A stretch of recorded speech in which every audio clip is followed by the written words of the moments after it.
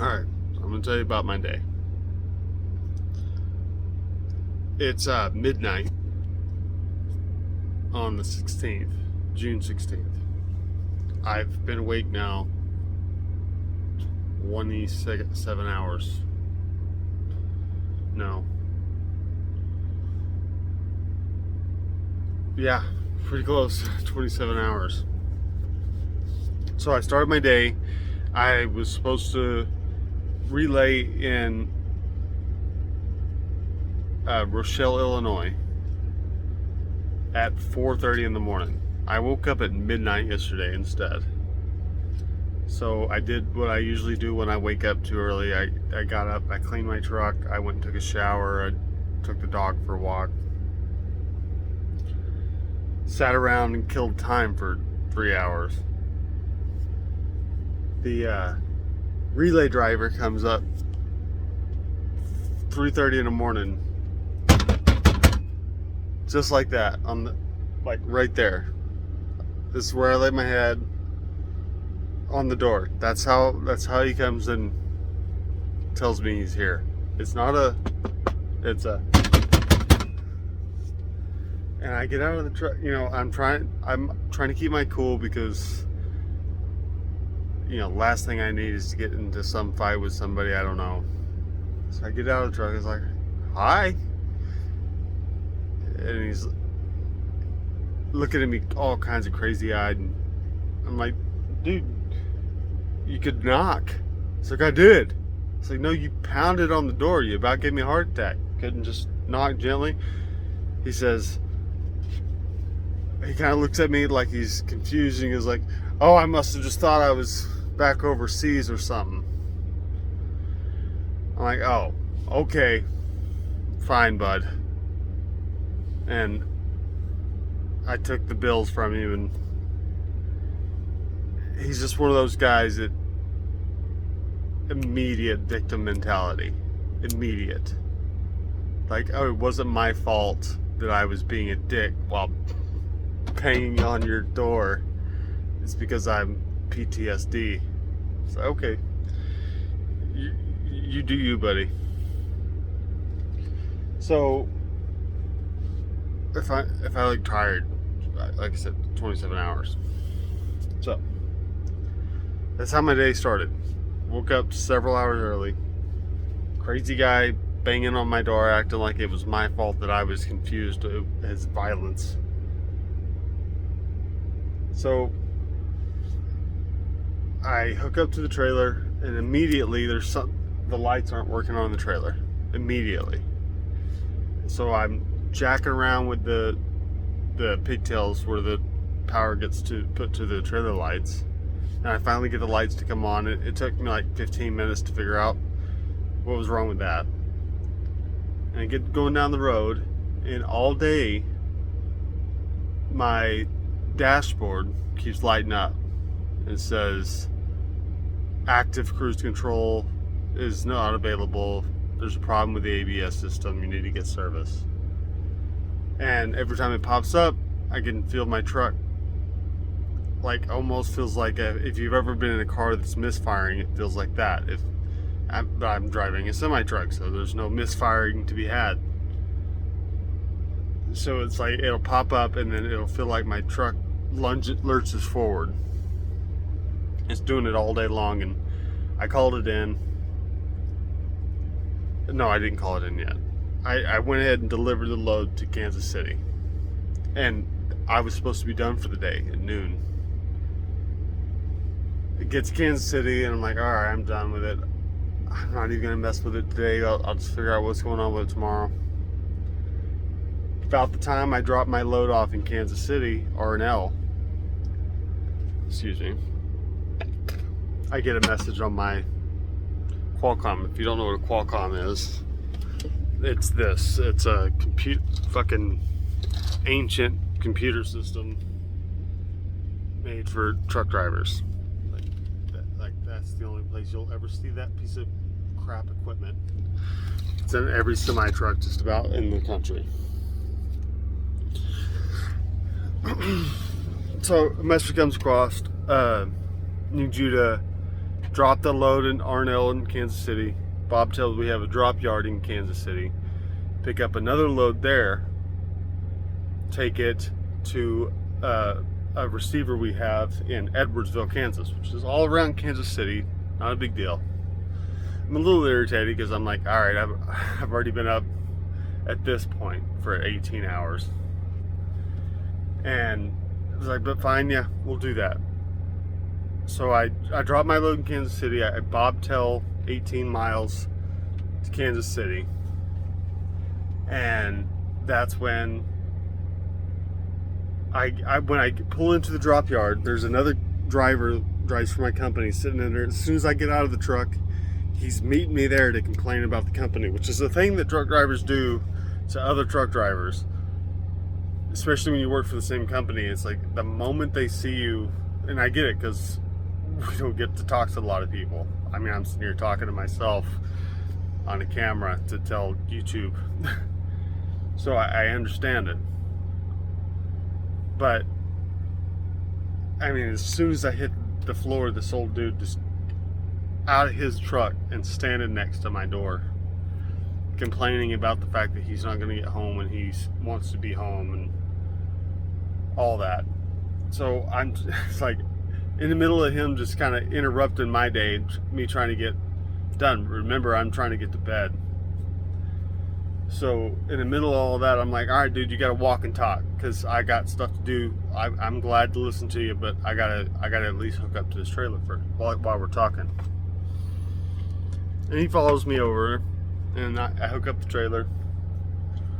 And you know, I let him do his spiel and complaining about everything, which you just kind of have to do with some of these older guys. You just let them bitch. And he's finally done. He gets in his truck, and I go to do my pre-trip on the trailer. It's going 5 miles, but I still got to at least make sure the trailer's roadworthy. So I do a quick walk around, and I get halfway around the trailer, and I see a chunk of aluminum missing out of the rail on the trailer. The rail is what supports all the weight on the semi-tractor trailer. It's a big chunk missing.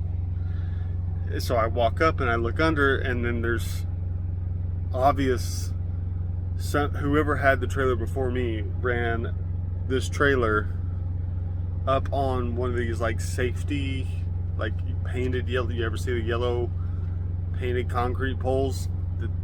Whoever had it before ran it up on it, one of those poles, and started to rip off the aerodynamic fairings under the trailer off. And instead of reporting it, just took it to the drop yard and left it there. So now I'm dealing with it because I can't take it anywhere because the skirts are falling off of it. Not to mention the cross members are starting to bend and all that. So at this point, it's almost 2 o'clock in the afternoon. I'm supposed to be done 2 hours ago. I'm like, okay. So I called my company, and they send a local guy that does some fixing on stuff around Kansas City for K&B a lot. Comes out and he cinches up everything and makes sure it's not going to fall off the trailer.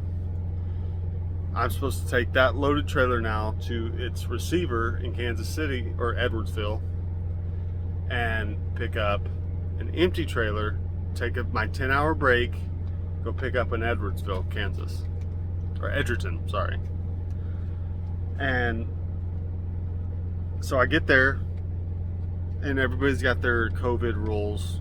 So, you know, used to when you get to a shipper or receiver, you go in and security guard check in, you just go into the receiving office and give them the bills, they tell you what to do with the trailer. Now, you come into the shipping yard and they're like, drop your trailer, call this number, they'll tell you what to do with the bills. It's this big convoluted thing. But before I even got engaged, he's like, I don't have any trailers for you guys. I already let one of your company's trailers out of here and I got in trouble, so I can't let any more trailers out because they're all assigned to loads. I'm like, great. Why not? Why not one more thing to add to this ridiculous, endless day of like one thing after another? So I call my company and I tell him what's going on. He's aggravated too. It's the end of the day. I mean, for him, he's supposed to be going home in 30 minutes. And me, it's like I'm already, at this point, 16 hours into a day. And it's like, okay, well, we have a trailer across Kansas City. It's 4 o'clock in the afternoon. And I'm like, okay, great. Now I get to drive across Kansas City in rush hour traffic to go find an empty because these guys don't have an empty. So on the way over there, this is the first time all day that I've really had any miles bobtailing, which is, you know, no trailer. And my truck is, every time I hit the throttle, it lunges forward. And when I hit the brakes, it does the same thing. Like I'll hit the brakes and it'll like lunge forward and stop. Like it's barely drivable. I get through Kansas City at, you know, rush hour traffic, stop and go rush hour traffic, down to like a mile from where I'm supposed to pick up my empty trailer. And I'm like, I gotta pull off here. I'm thinking maybe there's something blocking the radar system. We have on our windshields, we have a radar system, lane departure, all that. And I'm thinking, well, maybe something is blocking that and screwing it up. So I wash my windshield to see if there's anything blocking anything. Doesn't change anything. So I call my company again. It's like, hey, now all of a sudden I got a thing on my dashboard saying that the ABS system's not working. And I told her what was going on with it, how it was acting, the lady that's in the office. And she's like, okay, she's like, she was having a rough day too. She's like, I've been working for this company for 6 years. I've never heard her cuss my whole time I've been here. She's cussing things, and it kind of cracked me up because I've known her for a while. She's just not that kind of person. She doesn't talk like that.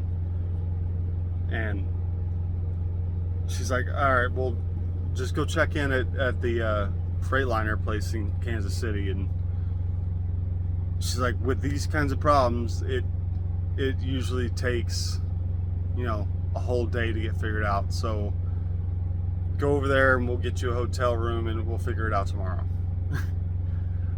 It's like, so at this rate, I'm now sitting here at the Freightliner place. I could have went to a hotel, but I hate hotels. I don't sleep well in them. My dog doesn't sleep well in them. So I'm like, I asked these guys when I got here, it's like, are you going to get to this tonight? Are you going to even look at it tonight? And they're like, no. I was like, all right, well, I called her back. It's like, well, there's no sense in me going to a hotel if my truck's just going to be sitting here. It's got a generator and air conditioner. I sleep better here anyway. This is where I live, basically. So she's like, okay, figure it out tomorrow. And so now I'm supposed to be picking up a load in Edgerton, Kansas in 3 hours. Instead, I'm sitting at a Freightliner dealership in Kansas City probably until tomorrow evening. That's been my day. Maybe that's an interesting story for you, maybe not, but I don't know. Just felt like sharing. Later.